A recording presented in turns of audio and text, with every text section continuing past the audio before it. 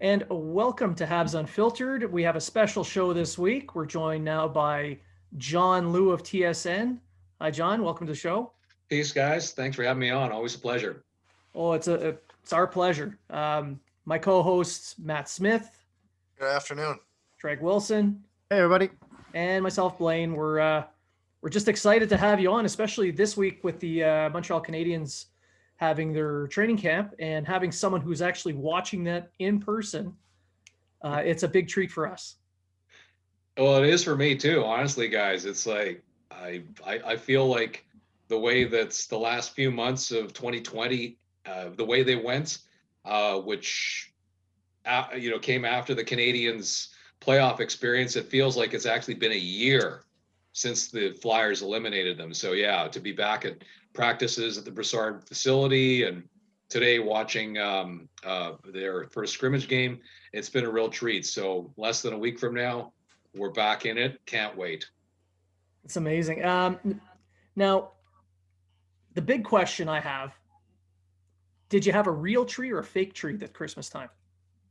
I didn't have any tree, guys. You know what? I should have gone out and got a Charlie Brown Christmas tree because to make a long story very short, my wife and I for the last 3 Christmases have spent the holidays at our home in Nova Scotia on the Bay of Fundy. And the thing is that this year, for obvious reasons, we were unable to go.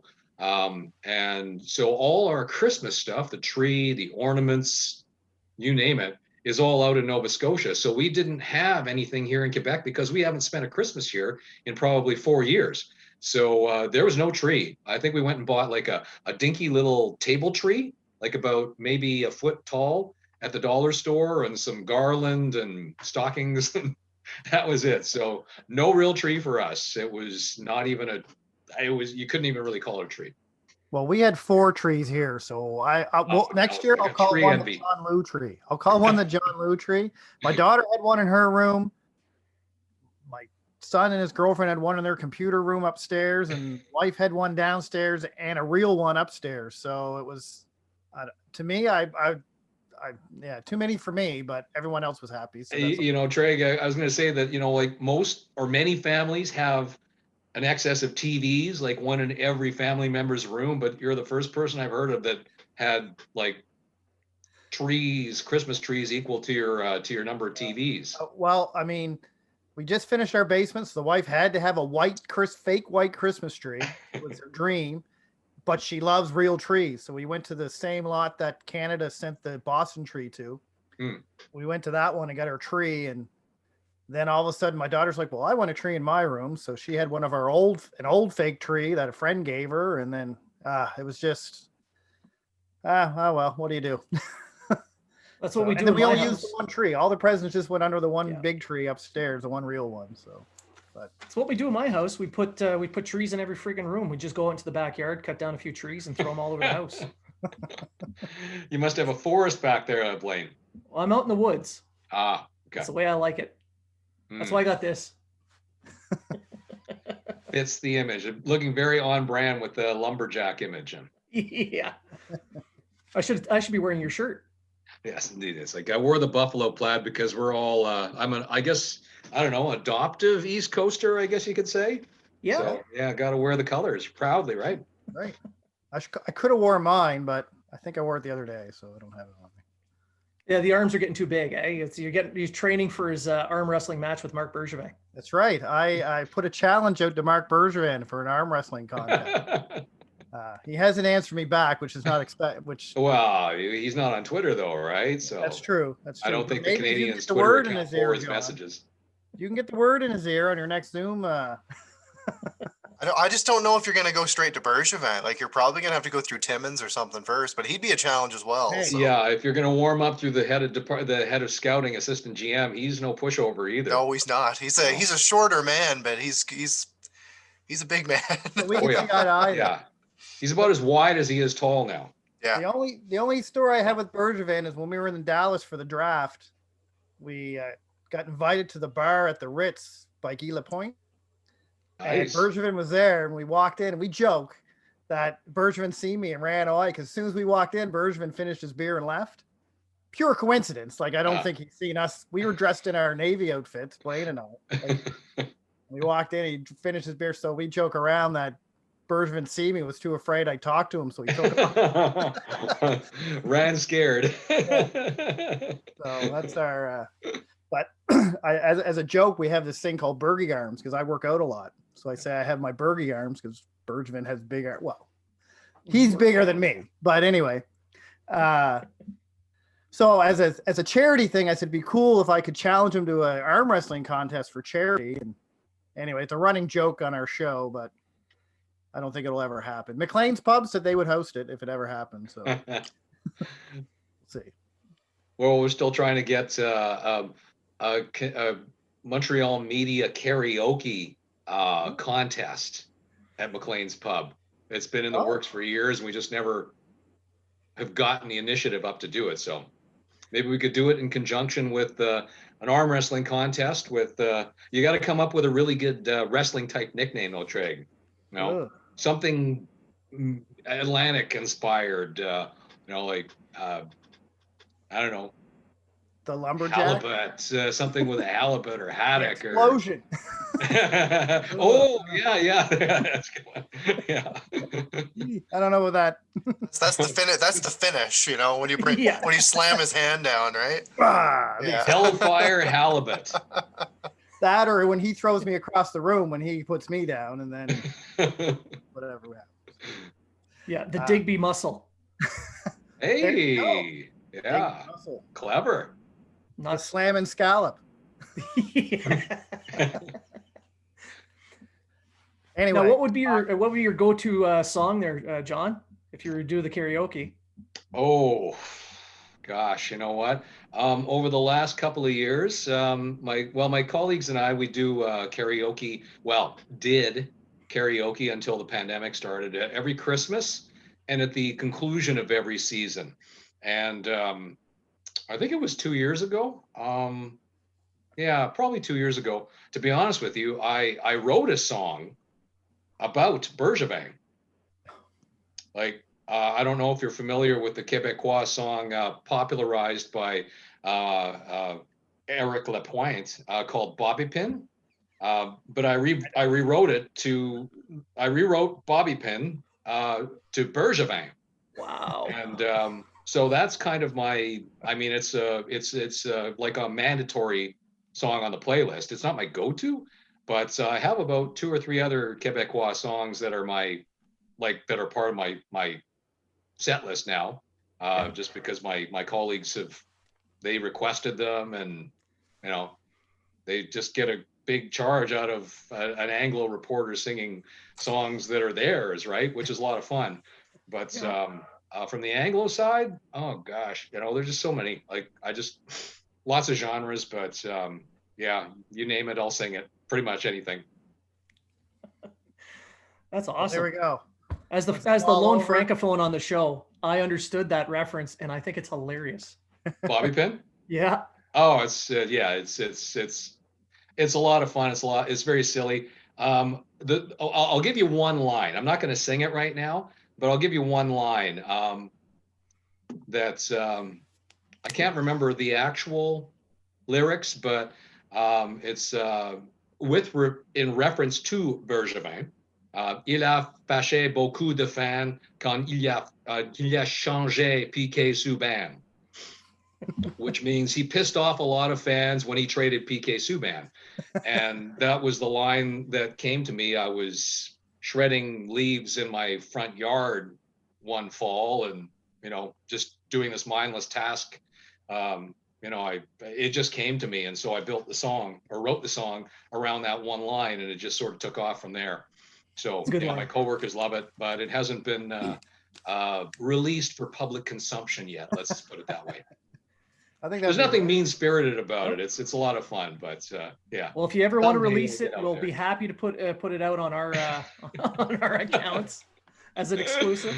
Well, what would be funny is if I got one of my cameraman or an RDS cameraman to go around town, and we shot it like a music video and then edited it at RDS, That to would be make an good. actual video, Yeah. which would be, hella fun. But you know what? With the pandemic on, Yeah. don't know when we'd actually be able to do that. So Hopefully by the summer everything's going to be starting to clear up. So yeah, fingers crossed. Vaccinations, gotta get on the horse.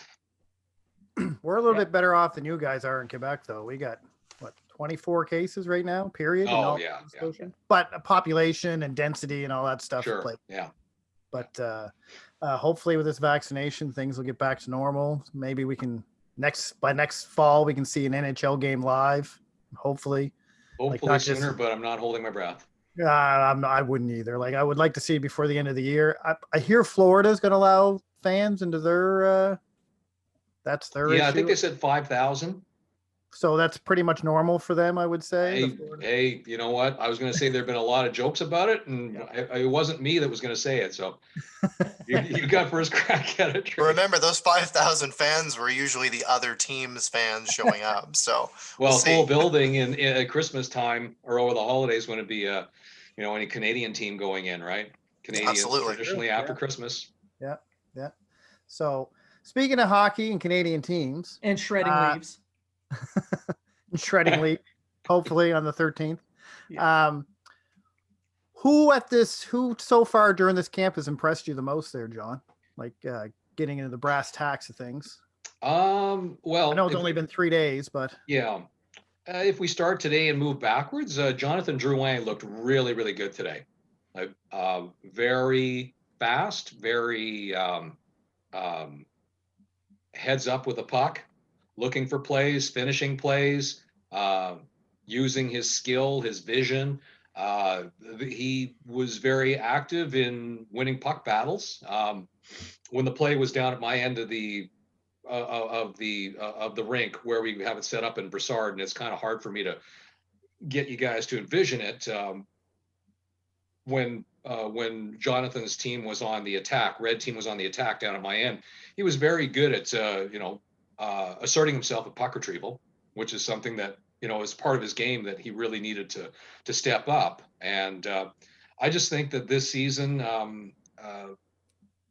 I believe we're going to see Jonathan Drouin picking up where he left off from the bubble, the Philadelphia series, where we saw him and Nick Suzuki making beautiful music together. They really seem to have found a very simpatico vibe, and a couple of setups that Drouin crafted for Suzuki goals. It's like you have two guys with incredible creativity and really high hockey IQ. They're a tandem, and every coach looks for tandems on lines. And with those two together, that was the foundation for a very good line. And then adding Josh Anderson to it, which dovetails to my next player that I've been really interested in watching. They have a really big finisher, a guy that's very hard to knock off of the puck, that's extremely fast. That's something that, whenever Columbus would come to town in years past, I'd always marvel at how fast Josh Anderson was for a guy of his size.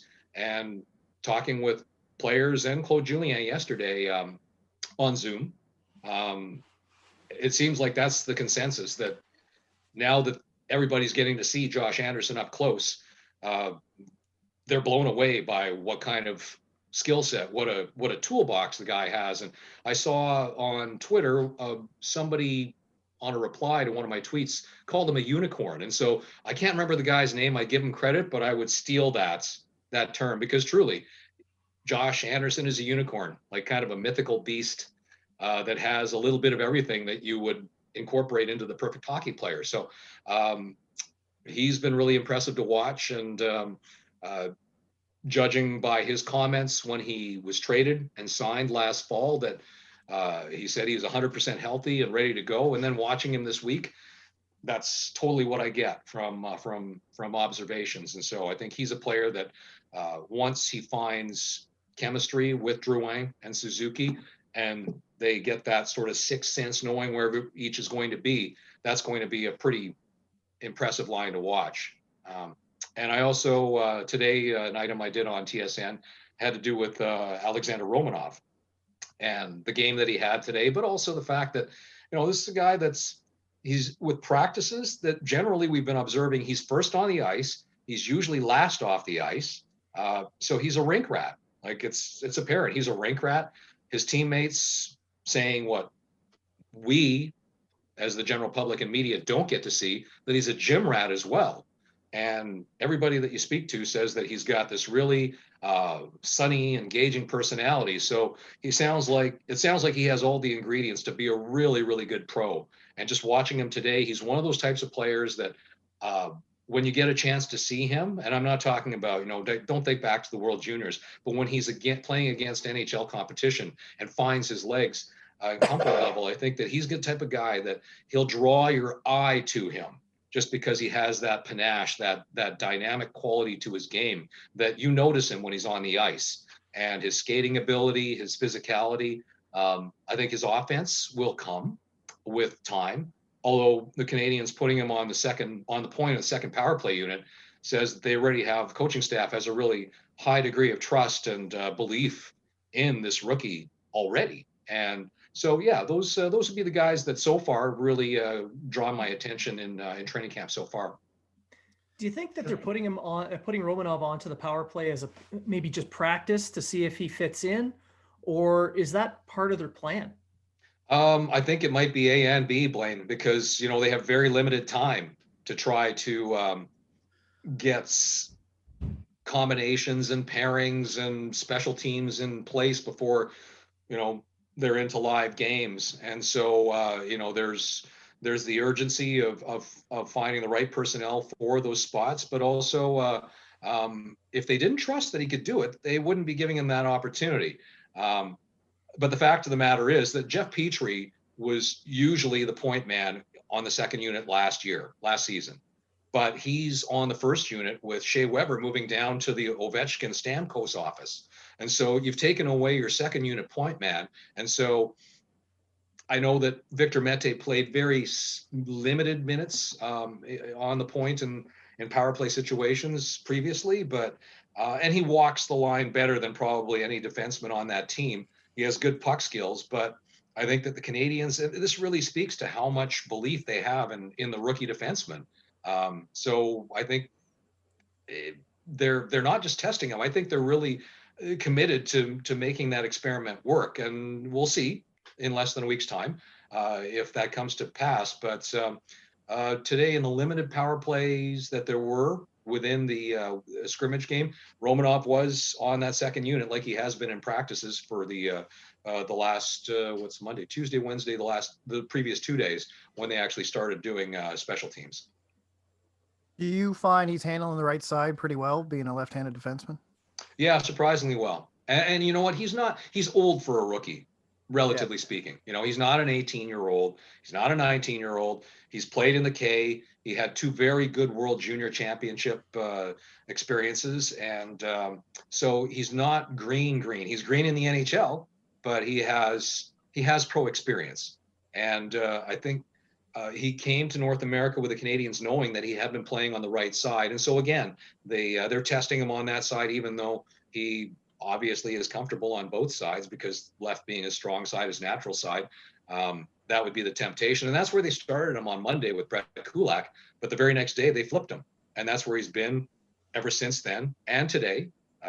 So I think they probably want to, again, give him as many reps on his offside now, and then see if, okay, do they need to switch him back to the left side? But if not, then that's a real plus that you have a lefty that can play the right side. And if that makes Brett Kulak more comfortable, or whoever else that's going to play the left side with Romanov, then that just makes him that much more versatile and valuable.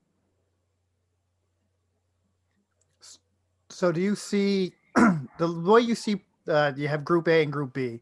Is Group A pretty much going to be the opening day team? Like, is that because it seems to me that's the way it's going, but is that how you see it as well, John? Oh, absolutely. Yeah. On the speaking about Group A, there are some extra bodies that they're going to have to put onto the taxi squad, which means that some players are going to have to pass through waivers. The fourth pairing on defense, you've got Xavier Ouellette and Victor Mete, but it seems like the coaching staff may be more, may be leaning more towards Mete being the seventh defenseman. And then at the forward position, the fifth line is Michael Frolik, Ryan Poehling, and Corey Perry. And if I had to guess right now, because we know that Bergevin is not going to carry 23 men on his roster to start the season because of cap issues. If he goes with 22, then I'm guessing Mete probably would be the seventh defenseman, and Perry, all things being equal at this moment, would be their 13th forward. And I only put him there simply because who they have on their third and fourth lines right now seem like they're pretty solid, and I never want to say locks or guarantees, but they seem to have fairly set roles in those positions. And so I think that Perry would probably come in the early goings, maybe on back-to-back nights, or if there's an injury at the wing positions. Now, on Perry, he seems like a Julian type of player, a very versatile guy. Personally, I like him because he's kind of greasy. I like that kind of game. Kinda? I mean, compared to me. But yeah. So the fact he didn't spear anyone on his way onto the ice was surprising, but I like that in a player. And I know Julian likes that as well. So do you feel that perhaps with him doing power play time, they're looking at more of a little bit over half of the season for him playing a mentor role as well? Oh, for sure. Yeah. Yeah. Because I mean, if he's 13th forward, he's still going to be traveling with the team. And so you have that influence, that presence in the dressing room, a guy that's won everything at every level. And like, there's nobody else like that in hockey. And so to have that type of influence and pedigree in the dressing room, even if he's not playing a full season, to have him around the young players and complementing the leadership group that they have is invaluable. That was such a, there was mixed review. There were mixed reviews to the signing. I think the critics and the cynics and the trolls thought, oh yeah, old man Perry washed up or whatever. It's like, well, you know what? Look at what he did with Dallas in the playoffs. He was not a passenger. He still has hockey. I think plenty of hockey left in him, especially if you have him in a role where he's not being overused. And so, you talk about Julien liking a player like Corey Perry. Well, look at the Merlot line in Boston. They were the best fourth line in hockey at that time. Paille, Campbell, Thornton. And granted, different leagues now, the game is different and different circumstances. But the fact is that if Corey Perry were to, say, fill a fourth line role, right wing fourth line role, I think that's the way to get him into the lineup. That, okay, he's there. He can be kind of a momentum shifter, a guy that can go out with limited minutes and just drive the opposition crazy, depending on the matchups. And that sets a tone for his team. And then in the meantime, you can give him more valuable responsibilities by putting him net front on the power play. There's ways to slot him into the lineup where even in a limited capacity, he can have a pretty impactful role on this team. With you talked about the cap situation that Montreal has. Do you see Paul Byron playing a role in how they work the cap? Yeah, that's a tough one because really it comes down to Paul Byron's contract. 3.4 cap hit for I think it's at least 2, maybe 3 more seasons. That's a lot of money to be paying a guy that's ostensibly going to be a fourth line forward. But the thing is that Byron, he was part of the leadership group last season, wearing a letter, and it was just really bad luck that injuries derailed his campaign. But for what he does on the penalty kill, for his absolutely unimpeachable efforts at 5-on-5, it'd be really, I think it'd be a really difficult move for Bergevin to divest that contract because he adores the individual, the player, the person, So And Claude Julien yesterday was asked about Byron, and he said, very diplomatically, that he still feels that Byron can play a very important and valuable role with his team, and for the reasons that I just mentioned. But unfortunately, with the way that's with the cap situation with the Canadiens, or all 31 teams. Hockey-related revenue not going to be what it should be because of the pandemic for at least this season, maybe next season, and who knows how many more beyond. It really creates an uncomfortable situation for a player who, look where he came from, look what he's accomplished with the Canadiens, scoring 20 a couple of times and becoming an important part of their leadership group. So you'd hate to see anything unfortunate happen because of numbers, but it's the inconvenient truth that there may be a necessity to make a hard decision with respect to Paul Byron's contract. And I'll say it that way, not Paul Byron, the individual, but the contract. Yeah, because I know, to me, he seems like the easiest person to put on the taxi squad just because of his contract, not because of his play, not because of his whatever. Like you said, he's part of the leader group, but it's his contract. Like we talked about it on a previous show, that he might be the easiest guy to put on the tax squad just because of his contract, and that's it. Well, yeah, and you know what?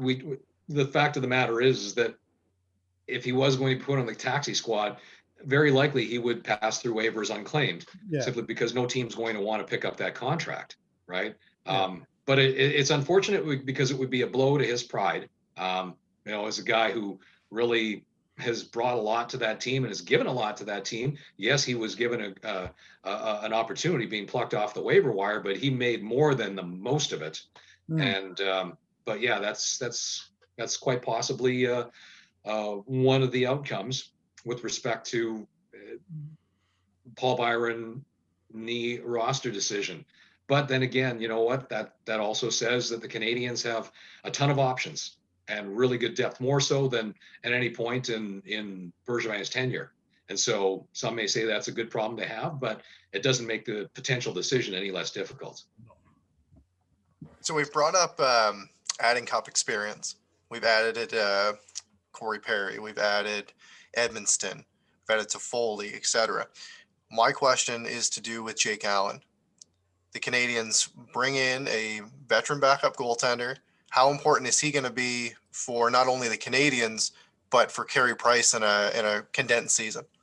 Yeah, well, you know what, Matt? I think Jake Allen may arguably be the most important addition that the Canadiens, that Marc Bergevin was able to acquire in the offseason. Because for the last decade, this team has kind of lived and died by Carey Price.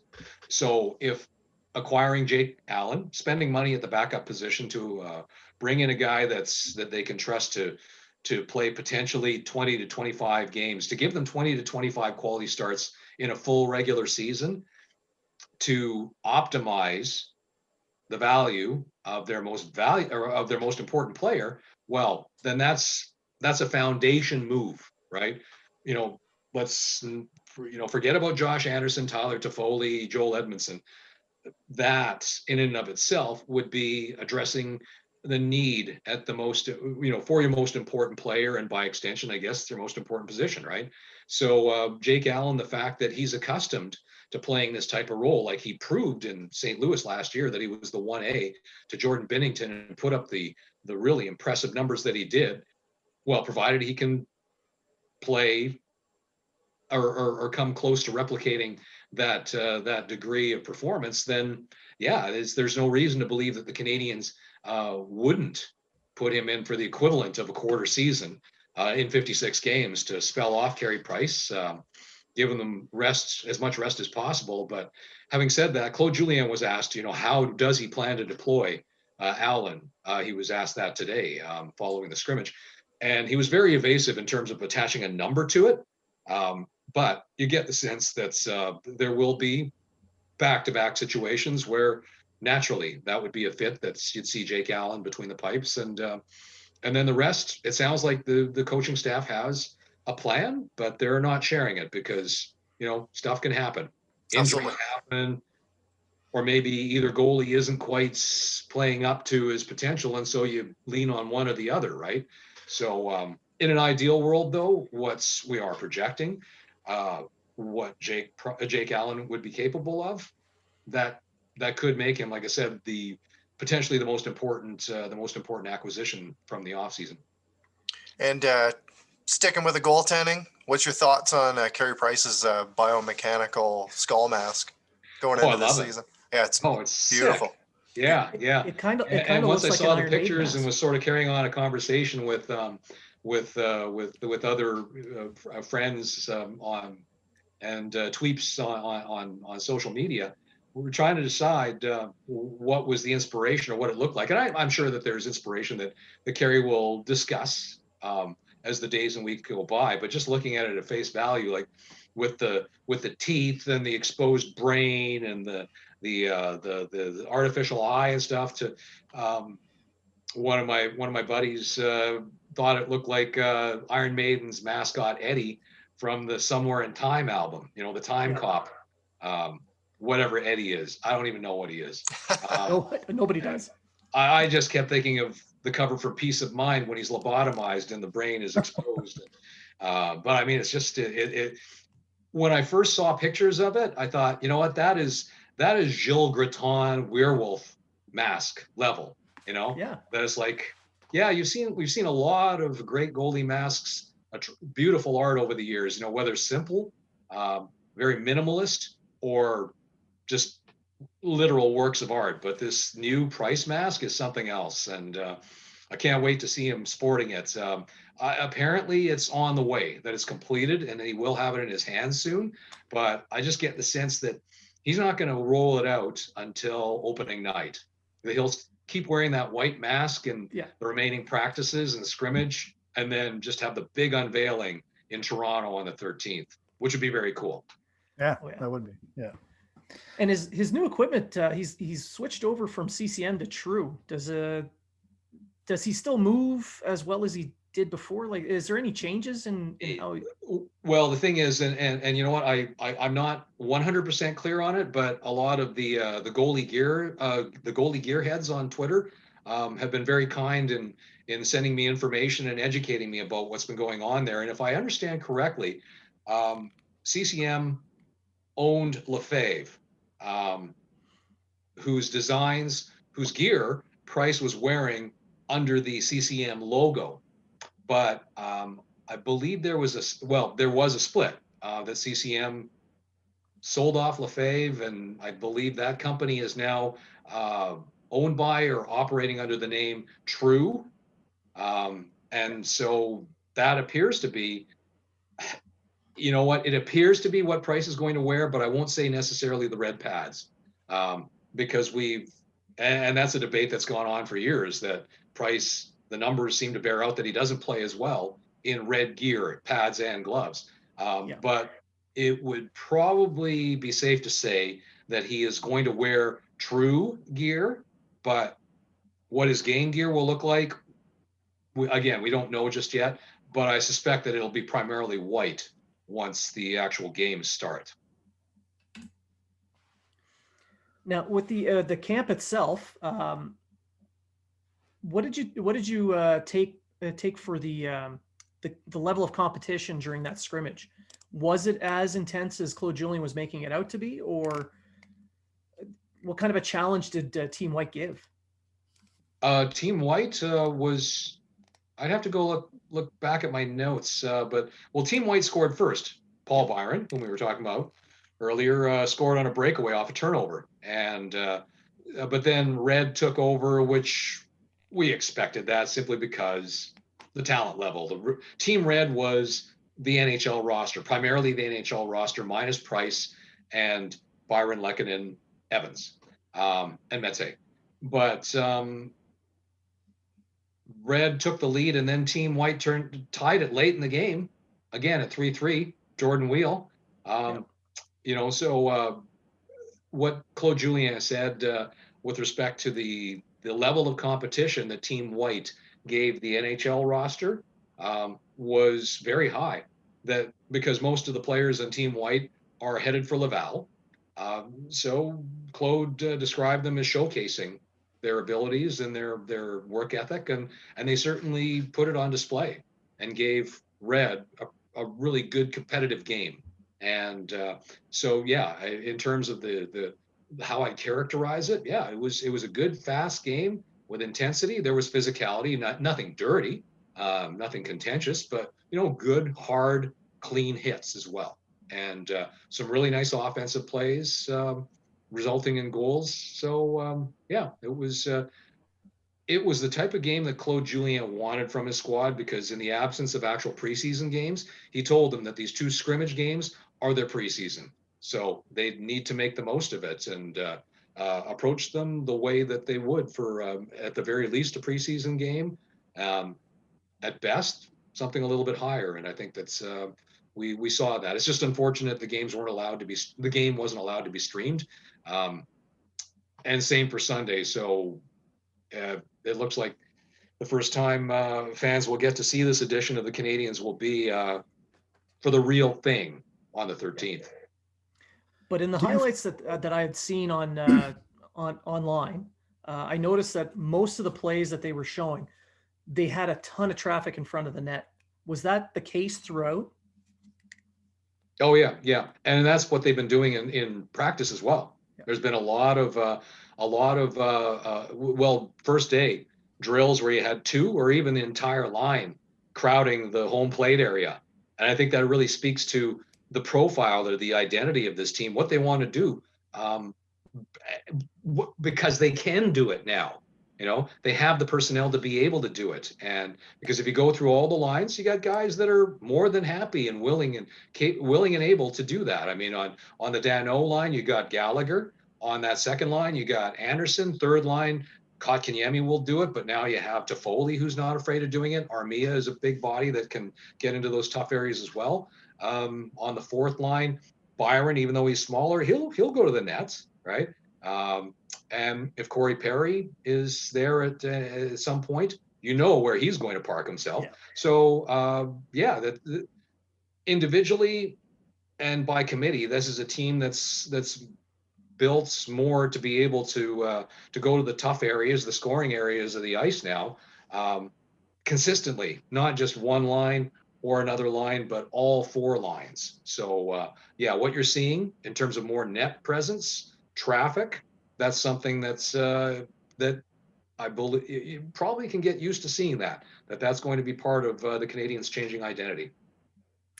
Speaking of Kotkaniemi and Toffoli, twofold question here. Kotkaniemi, does he look like he looked in the playoffs, like during these last 3 days?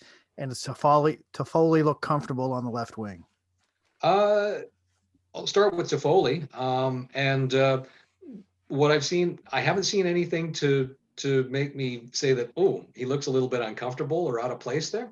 Is that, what he plays, Toffoli has skills, but he also plays a very straightforward game. He's not fancy. He plays north-south for the most part. And so because he has playmaking in his toolbox, the ability to go down the left wing and have the ice open to him to make plays, that's a good spot for him. And I think that the more he plays there, the more comfortable he gets over in that side of the ice. I think that's you're going to see production out of him. You're going to see comfort level from him that's going to mesh very well with that line. Although when he and Armia were asked about that, the fact that Toffoli is playing on his off wing, what both players said is that the two of them have discussed that. And so Armia in his head knows that he may at certain times end up on the left side of the ice, depending on flow of play. And so, they're going to work things out. And Kotkaniemi, to answer your question, Treg, the way, if you're asking about how does he look now compared to the bubble, I'll say that in terms of his skating, if anything, he looks a little bit more solid on his skates. Like just watching him in practices and in today's scrimmage, he looks that much more solid with on his feet, stable, powerful, and he made a move today on the power play where it was almost like, it's hard to describe it, but it was almost like a toe drag behind him where he eluded a forechecker. to move the play out of the defensive zone, trying to break out for a power play. So you know what, with him being stronger, more stable, the skill part of his game is going to elevate along with it. And because we know that he has a tremendous hockey mind, his vision and his poise and his hockey IQ are all there. So I think we're going to see some really large strides forward from Kotkaniemi this season, especially now that they've given him a very offensive-minded winger into Foley. And ideally they can get Kotkaniemi and Armia really finding a high level of performance together, because in the first two seasons when Kotkaniemi has played with Armia, hasn't necessarily yielded the results that they might have hoped for. But maybe the combination by adding Toffoli there will make that line very versatile, but also one that could give other teams real matchup problems, because if they're the third line, playing against other teams' third lines, they're big, they're skilled, they're gritty as a group. That could be a line that could have some very good nights. Could be the best line on certain nights, depending on the matchups. Especially if Kotkaniemi can get that missile of his shot off, as Jake Allen described it. Yeah. Now, do you see Julian rolling him out as 1, 2, 3 lines, or do you see him just matching up depending on the game and stuff like that? Yeah, I think the latter, Trey, and also, I mean, Julian has a real feel for lines that are going to. He's not afraid to stick with or roll with 1 or 2 lines where he feels that 1, 2, or all 3 individuals have it, that they're feeling at any given night, and so he'll lean on them a little bit more. And that, again, that's the beauty of having 4 lines where he can trust that he can put them out pretty much any line in most situations, right? Because if you look at that 4th line as it currently stands with Lehkonen, Evans, and Byron, like that's a heck of a 4th line. Like that's a lot of forechecking ability. That's a lot of speed. There's some sneaky offensive ability. Jake Evans is improving with terms of his face-off abilities. A lot of hockey IQ. So I mean, they could be the type that can be momentum changing. They can have momentum changing shifts where they could hem in opposing teams in the defensive zone, wear them out, create offensive zone face-offs for the other 3 lines. And so, yeah, they have a little bit of everything from 1 through 4 that really gives Julian a lot of options and some really exciting possibilities from the team's standpoint. Do you think adding all these? Oh, you go ahead, Trent. It might be a question you wanted to ask, but I was just going to say, is there any worry from Julian that he's going with 3 young, we'll say rookies? Yeah.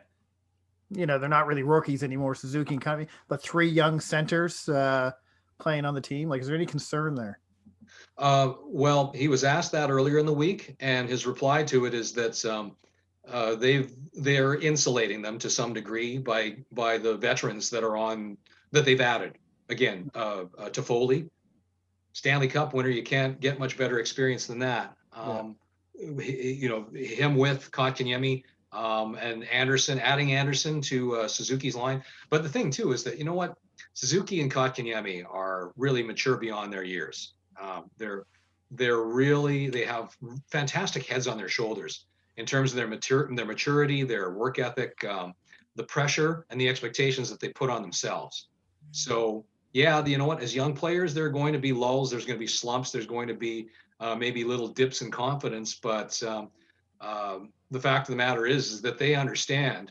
And as Suzuki said a couple of days ago, that he and Kotkaniemi have spoken about it, and they've embraced that role and those expectations that management and the coaching staff, and by extension, the fan base, are putting on them, that they want to be difference makers, important players for the team. And so the fact that Marc Bergevin made all these moves on the basis of these 2 young centers perhaps being ahead of the curve in terms of their progression, and the fact that Claude Julien is going to put them in important offensive roles as well.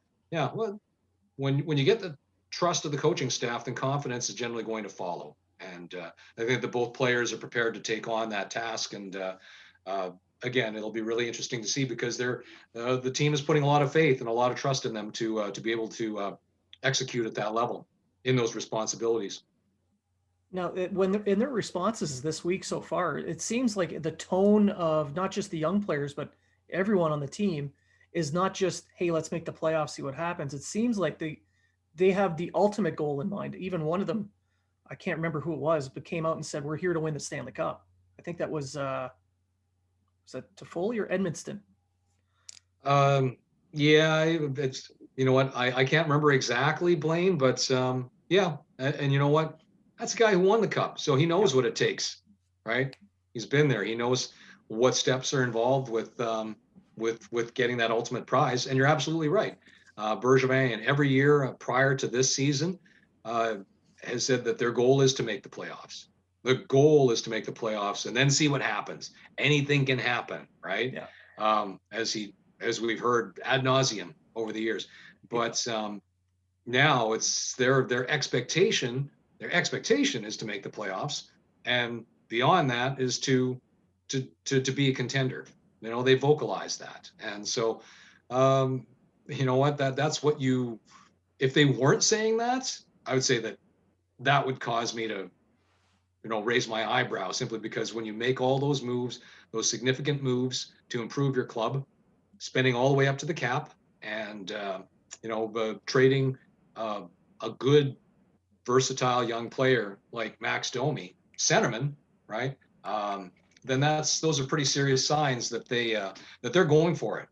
I'm not going to say all in, as Bergevin refuted, Yeah. and he's right. I mean, I'd say that they're going for it, but he is correct when he says that he's not all in, because he didn't trade Kotkaniemi or Suzuki or Cole Caulfield or Alexander Romanov.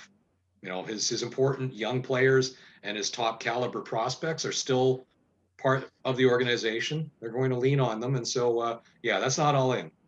We'll see if anything happens by trade deadline day. But for the time being, it's, you know, this is a team that looks, at least on paper, that they're going to be vastly improved over last season. And they have the potential to at the very least, play in a manner that's fans have not witnessed from the Montreal Canadiens in quite some time. And with that, if results follow, then they could really could do some damage, not just in the regular season, but potentially the playoffs. Who's in the hot seat if they don't have a successful season? You mean if they miss the playoffs? Yeah. I would have to believe that Marc Bergevin is, because his contract expires at the end of next season. So if the team, after all these moves, after spending all this money and, you know, going for it, that they don't make the playoffs, or if they're a first round exit and don't look very good in that playoff series, well, then I would have to think it would be, you know, leverage for Jeff Molson to make that move, because what else do you do? Right? You seemingly have all the pieces in place to be a competitive team that can make a run. And so who becomes the one that's culpable for it? And well, it's probably somebody that's around the longest, right? The architect of the team, or Claude Julien. You know, I would tend to think that if this team doesn't live up to expectations, then it's not going to trigger wholesale changes within the roster. It's very likely going to fall on the coach or the GM. And you would think if the team is slack and the coach would be gone long before the end of the season, right? You would think if this team was faltering that Bergevin would have made the coaching change long before the end of the season. I was just, I look at when I look at the mainstream media and all this stuff, and it seems like everyone has Montreal on the outside looking in when it comes playoff time, and you don't really see a lot of, you know, you have Toronto, Calgary, Edmonton, Toronto, Edmonton, Calgary, Vancouver, all these teams in the top four with Montreal. And I find Montreal's in a position that's going to really surprise a lot of people. I don't know, like, you see the team closer than we do. And does this team feel like, I guess you already answered it, but do you think that Montreal's being, what's the word I'm looking for? Overlooked, Underestimated? underestimated. Yes, when it comes. If they are, that's probably how they would like it, Okay. right? That's there's that's one of those intangibles that's fuel for any proud athlete or competitor, that it's like, oh, they don't believe that we can do it. Well, we certainly will. So F you guys, Yeah. So they haven't been, that question hasn't been posed to them in terms of rankings and placement within the Canadian division standings. If it is, if they are aware of that, if they're paying attention to what pundits and fans and you know what the predictions are, what they're saying, that that the Canadians, that many believe that the Canadians will miss the playoffs, or that they don't have what it takes to be in the conversation for one of the four teams to at least compete for a playoff spot.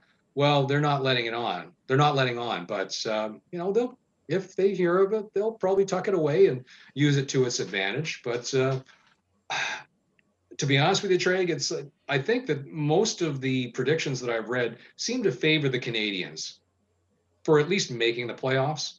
I think that's a lot. Many people in the hockey world like the moves that they've made. So again, on paper, there's a lot of approval, but there's still the unknown of how is this roster going to mesh, because you have a much shorter training camp. You don't have preseason games to assess, and you have fewer games to try to get everybody on the same page, and a shorter time frame to do it. And so I think that's where some of the doubt or the skepticism might come in.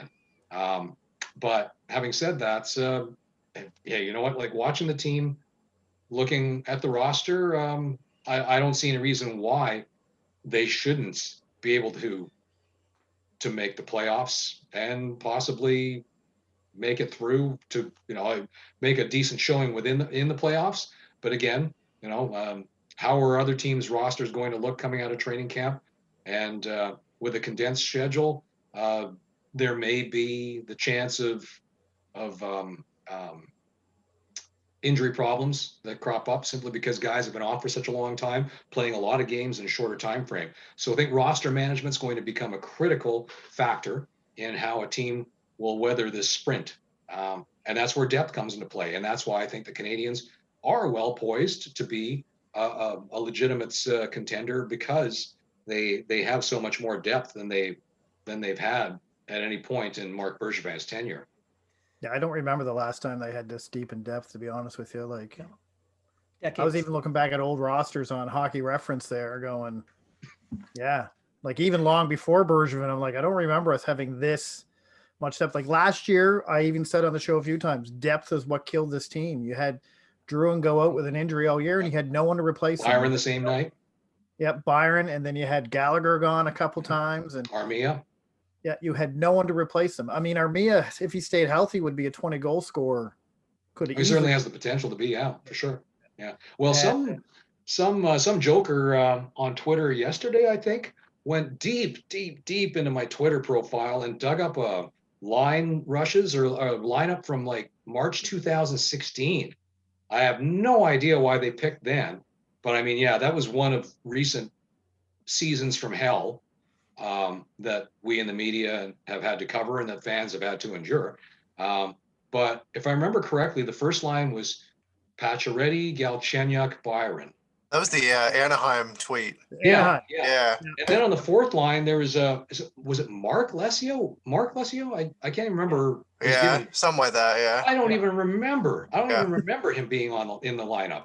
I looked that up, and the Canadiens actually won that game. So yeah, it must not have been too bad. Well, but yeah, honestly, guys, it's like I've kind of blotted parts to the majority of certain seasons from my memory because they were just far too taxing and soul killing, to want to remember, and that was one of them. Yeah, March 2016. So that would have been, I think, was that the year that Price's knee blew out? Yeah. Mike Condon, I think, was playing Nets because they were first. There's also someone a couple of days ago did the. I don't know if you remember that year when Montreal was in first place before Price got hurt. They did a practice where everyone played with the wrong side stick, and they were falling around on the ice everywhere. And Someone put a tweet. Meanwhile, in Montreal Canadiens training camp, and they showed the little video from that, and it just showed guys falling over because they were using the wrong hand sticks and stuff like that. But it was funny that too was from the 2016 season, and at that time, Montreal was the top team in the league, and then I think a few days later, Price blew his knee out, and then Full collapse. Yeah. Yeah. team went on. Well, we're overstating it by saying that he blew out his knee. I don't want to steer people's memories down the wrong path. It was just the most bizarre strained ligament, I believe. Yes. It just wouldn't heal, right? It was It was the lower body injury of lower body injuries. Yeah. Oh yeah. Well, I mean, when the truth came out eventually, we're like, strained ligaments? It's like that was crazy that it went on and on and on and on the way it did, because normally there's a pretty reliable and predictable time frame in which that type of injury would heal. So again, like that's part of why it's like that the bulk of that season is completely erased from my memory. And yeah, I don't enjoy revisiting it. I blame all Price's lower body injuries on Kreider. So anytime if Price hurts his ankle this year, I'm blaming Chris Kreider. I don't care what anyone says. Yeah, bring up the old blame PK hashtag or the Oh yeah, almost absolutely. work. So as fans, some of the things that we look forward to are all Canadian matchups. We love seeing them play Toronto against Ottawa, against Vancouver, etc. Even though some nights when you work, then you got to stay up all night to watch the game in your zombie at work the next day. For you, John, how excited are you for an all Canadian matchup for the whole season? Matt, I could never have predicted that this would have happened in my career. And so I'm so stoked at the prospect. Like just the crazy amount of games that we're going to see against teams that you'd only see twice a season, right? From out west, the other conference. But the sheer volume of games against teams in their own conference under normal circumstances that normally inspire a lot of intensity and vitriol and hatred, not just on the ice, but between the fan bases. And I'm speaking specifically Toronto, Montreal. Toronto, Montreal. But you know what? To be honest with you, I think Ottawa is going to be a really fascinating team to watch, because they added some really good veterans and guys that have a lot to prove. They improved their team immensely. And so, yeah, everybody's picking them to finish last in the division. And it's a very deep division. But to be honest with you, I think Ottawa they could be spoilers all season long.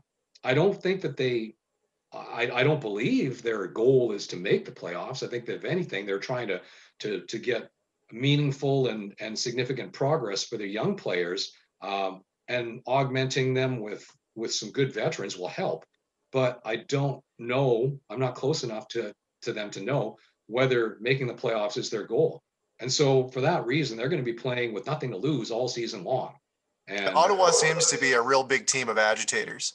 For sure, yeah. But the guys that you brought up, they brought in like Gustafsson, they brought in Galchenyuk, like just kind of out of not nowhere. an agitator, but a guy with a lot to prove. Yeah, but they especially against all Canadian teams. Yeah. And he's going to be playing against one of his former teams, obviously. For sure, yeah, 9 times. So yeah, but yeah, I'm with you. I think that could be one of those teams that could steal points from all the rest of these teams, as they really don't have anything to lose. You look at the matchups as Treg brought up, and it's Ottawa on the bottom. Almost everybody's saying it. Yeah. So they're going to be one of those teams that say, let's go out, let's do what we can. And they're a young team as well. There's a lot of teams in this division that are one or two injuries away from having a disastrous season. In my opinion, Calgary, they lose Markstrom, or someone like that. Edmonton, as McDavid or Draisaitl goes down, there's not much after them. I would even go as far as say Toronto loses one of their big four or something like that. Again, I don't find Toronto has a lot of depth behind them. They're almost like Montreal last year. On paper, put together, a full healthy season, they're hard to beat. Be like Montreal 2 years ago when they had the 96 points. But this year, there's a lot of teams that are one injury away from making or breaking the playoffs in this type of division in this shortened season. And I think, in my opinion, Montreal has a step on that because they have so much depth. They have so many guys playing on their third, fourth line that could jump into that top six, even if it's temporary, and fit in. They may not score like someone else does, but they're not going to, because I mean, a 5-game losing streak in a 58-game season could almost be your season. Oh, yeah, absolutely. And there's one other factor that's Claude Julien brought it up a couple of days ago that is a very valid one that nobody had spoken about it up until that point, is that one factor that will be working against the Canadiens and the Canucks for that matter, is that they are the two easternmost and westernmost teams. And so they are going to log the most miles out of any of the Canadian teams, out of any of the NHL teams, because the Americans are all going to be clustered into their regional divisions. Like what used to be the Metropolitan, it's like they're going to have it easy just up and down the East Coast. But yeah, Montreal crossing potentially 3 time zones, Vancouver, same thing. Montreal being the easternmost, and yeah, you know what, the Senators, they're about as easternmost as the Canadiens too. But again, because not as much as expected of the Senators, travel shouldn't be as much of a factor. But for the Canadiens, yeah, that's something where, again, depth will play a very important part in them being able to weather all the factors that could come into play, not the least of which is the number of hours they're going to spend on planes.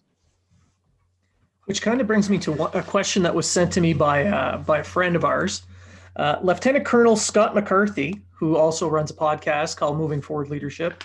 Huge Habs fan. He's also an officer, so we're kissing the ring a little bit. But he wanted to know if you saw any holes in the lineup that you would fill, based on all this travel, based on any of this. Is there anything?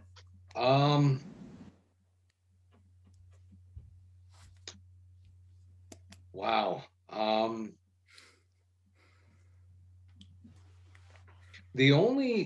I wouldn't say it's a hole, but it's a question mark for me. And it goes back to what we said earlier, is the reliance on young centers. That after Phil Danault, there are 3 starting centers as projected right now, have fewer than 4 seasons of NHL's experience, right?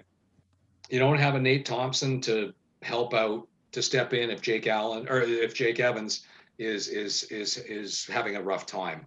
And who do you call upon behind him? Well, if Ryan Poehling is next in line, he has even less experience than Jake Evans, if I'm not mistaken. Yeah, I guess you could go into the taxi squad. You got Jordan Wheel, who's an experienced NHL center, but as a long-term solution, well, that's maybe not where you would look first, right? And again, if Kotkaniemi and or Suzuki have a little bit of a crisis in confidence at the same time, then again, your center is looking a little bit thinner, okay? Because it's inevitable that young players, any player for that matter, especially offensive players, are going to go through patches where it's not working for them. They're not feeling it. So that would be my concern for the roster as a whole, but not so much a whole. Because the thing is that if you're going to have I guess a veteran center to sort of insulate you against that, you really can't spend any money anymore. So you got to get a guy for under $2 million. What type of center will you be able to get? Well, chances are he's a guy that's going to fill a 4th line role. He's not a guy that can jump up to a 2nd or 3rd line center position. So yeah, you could call it a hole, but I just think it's more of a question mark. But I mean, if you look at it though, John, the whole reason Mark Bergevin went, I'm not going to say all in, but went in like he did, was the confidence that he had in Suzuki and Kotkaniemi because of the bubble play. So, I mean, I guess they're looking at it as not as a whole or a question either. They're looking at it, all right, you guys, it's your turn to step up. We're behind you. We're going to insulate you. Now let's go. Yeah. Well, and I mean, they're not doing this without forethought, right? Right. Like, I'm not criticizing uh, the trust and the faith that they're putting in those two young players, because the thing is, they would have seen things, they would have seen elements of their game and their play in Toronto that we as untrained eyes, as amateurs, would not be privy to. And that includes what goes on in the dressing room, right? You know, how they conduct themselves, how they prepare, how they were reacting during intermissions when they were down on the scoreboard, right? So the coaching staff and Bergevin must have seen intangibles from Suzuki and Kotkaniemi that's added to what was apparent to the eye, their performance and results on ice, that prompted them to say, yeah, you know what, these guys, we can trust them to take the next step in their developments, and we'll just build around them and let them grow, right? And you know what, the thing is that for how many years have many fans said that, oh, you know, give the young guys a chance, you know, you're holding them back or whatever. Well, I think we've seen more fails than successes when young players have been rushed in this organization. I mean, the aforementioned Alex Galchenyuk, right? So Kotkaniemi and Suzuki, I think they have the potential to be special players, and the indications are that yeah, they can live up to the expectations. But when the inevitable bumps in the road crop up, will the team be able to overcome that? That's all I'm questioning. Yeah. Now, I think Claude mentioned it in, what was it, yesterday, or maybe the day before, about Kotkaniemi. He mentioned how he showed up to the training camp in the summer a little bit more mature, a little bit more focused. So I think they're kind of hinting at what they've seen as being something that's pushed them towards this decision. Oh, sure, yeah, and you know what? We're never going to know all the details of what they're intimating by those comments, and what a player does, especially a young player, in his during his off season. You know, like how closely he sticks to the training and nutrition plans that are put forward at the end of a season, when it's like you go home and it's like, here's what we expect you to do so that you come back to camp even better than when we last saw you. Yeah, again, that's probably part of what they perceived, except that it worked on an even shorter time frame with Kotkaniemi, because when they saw him at summer camp, when Max Domi wasn't able to start on time because of health issues or health concerns with his type 1 diabetes, when Kotkaniemi reported to camp, it had been a fairly short time period after which, you know, that they had seen him his season end as a result of the spleen injury. And so and what they would have seen at that point was probably pretty troubling or discouraging, just from the standpoint, like, what a terrible thing for a young player to go through. And so for him to come to camp, having spent those pandemic months not just recovering, but working on his strength and stability, his putting more muscle weight mass on. Yeah, they saw something that Claude Julien was I will say gushing about at the start of training camp, simply because he doesn't give compliments to young players very easily, unless that player really, really impresses him. And in Claude Julien's second go around here with the Canadiens, the only young players that I can think of that he has spoken that highly of have been Brendan Gallagher, Arturi Lehkonen, and Nick Suzuki. You know, and Gallagher was a little bit older at the point when, he wasn't a young player when Julien took over the coaching reins either. So yeah, for Kotkaniemi to draw that kind of praise, in addition to the players I just mentioned, that says a lot, that he was able to impress Claude Julien to that extent. So yeah, that's just another endorsement for how this club believes that he is tracking in the right direction and is going to be able to accomplish some really impressive things in his career. I've only got one more question. It's about the playoffs. Now, with no conferences, this kind of opens things up. I mean, clearly you have to win your division to get out, and then they get reseeded. What's your take on the kind of matchups that we can finally get to see this season? Well, it would be unfortunate if it was Montreal, Toronto in the first round, because you'd like some higher stakes attached to that. That would be first and foremost for me as a hockey fan.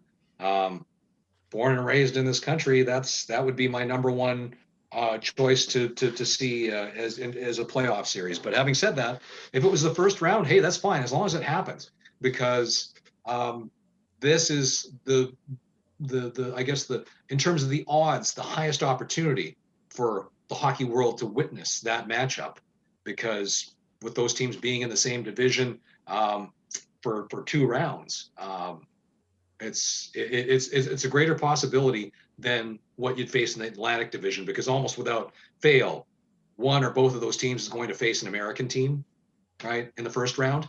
So so that really excites me. But you know what, Edmonton, Calgary, the fact they're going to play each other as much in the regular season and then potentially in the playoffs, that's always fun.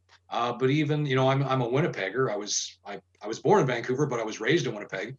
So like the old Smythe division battles between the Jets and the Flames and the Jets and the Oilers, I have a lot of, that speaks back to my childhood and youth. And so that would be really exciting too. So yeah, there's just so many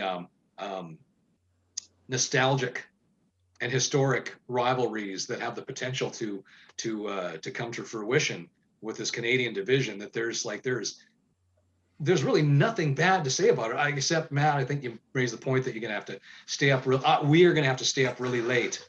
Just a little. Yeah, but, Treg and Blaine even more so. But this is a team that's more or less built up for the playoffs. They've got bigger. They've added the depth. They've added the experience, etc. So if they were to play against, say, Calgary or Edmonton, because it is true, there is different.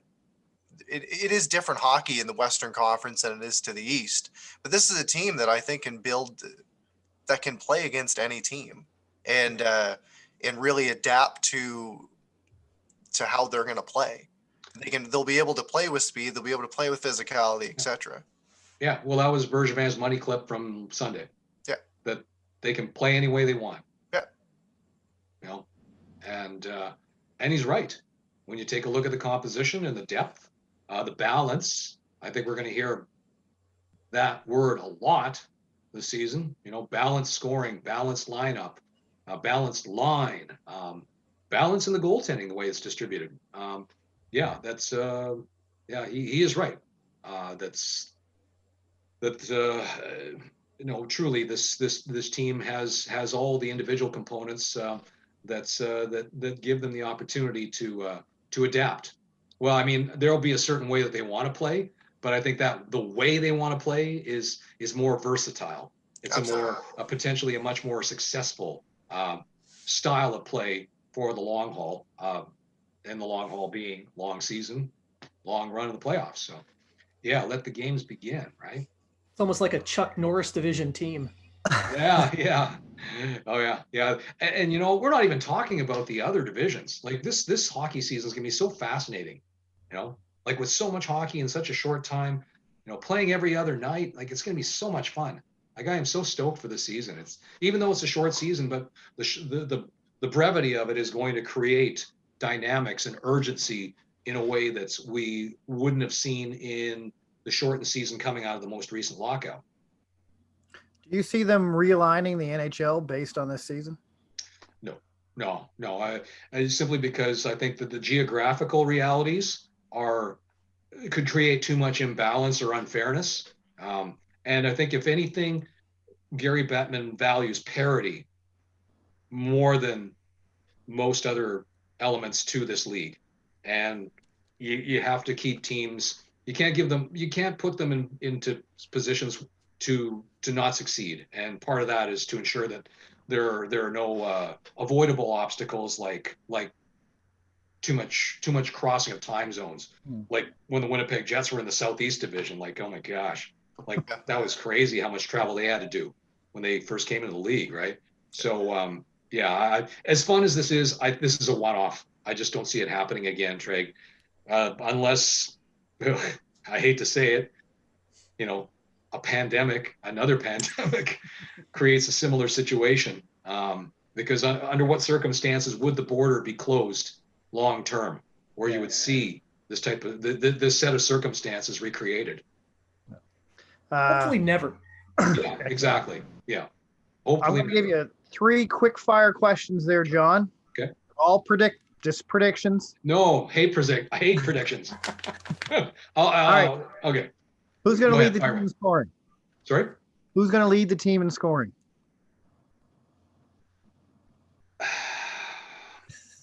Nick Suzuki. All right.